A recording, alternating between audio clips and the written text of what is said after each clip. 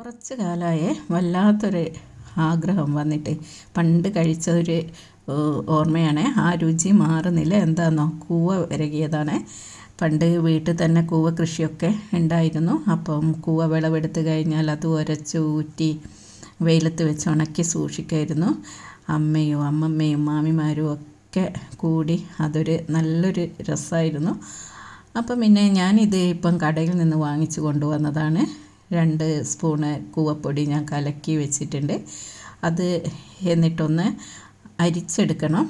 കാരണം കടയിൽ നിന്ന് വാങ്ങുന്നതല്ലേ, എന്തെങ്കിലും ഒരു കച്ചറയൊക്കെ ഉണ്ടാകാൻ സാധ്യതയുണ്ട്. അപ്പോൾ അതങ്ങോട്ട് അരിച്ച് ഊറ്റിക്കഴിഞ്ഞപ്പോഴത്തേക്ക് നമുക്ക് 2 അച്ച് ശർക്കര ഉരുക്കിയെടുത്ത് കൊണ്ടുവരാം. അതും കൂടി ഇതിലേക്ക് ഒഴിച്ചു കൊടുത്ത് മിക്സാക്കി എടുക്കുക. പിന്നെ ചേർക്കേണ്ടത് തേങ്ങയാണ്.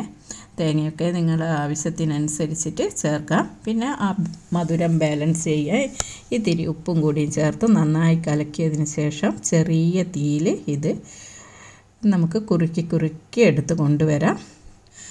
അപ്പോൾ ഇതിൽ നെയ്യ് ഇത്തിരി ഞാൻ ചേർക്കുന്നുണ്ട്. ആവശ്യമുണ്ടെങ്കിൽ മാത്രം നെയ്യ് ചേർത്താൽ മതി. പണ്ടൊന്നും നെയ്യൊന്നും ചേർക്കാറില്ല.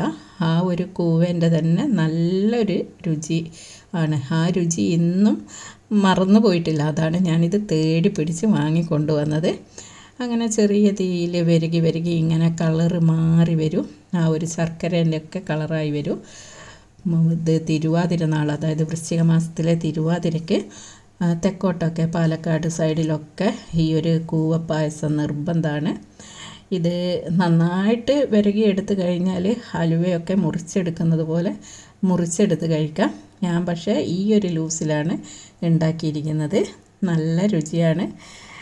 ഇങ്ങനെ പണ്ടത്തെ ഒരുപാട് ഫുഡുണ്ട്. നിങ്ങൾ ആരെങ്കിലും ഇത് കഴിച്ചിട്ടുണ്ടെങ്കിൽ കമൻറ്റ് ചെയ്യാൻ മറക്കരുത്. അതുപോലെ എൻ്റെ വീഡിയോ ഷെയർ ചെയ്യാനും സബ്സ്ക്രൈബ് ചെയ്യാനും ഒന്നും മറക്കരുത്. താങ്ക്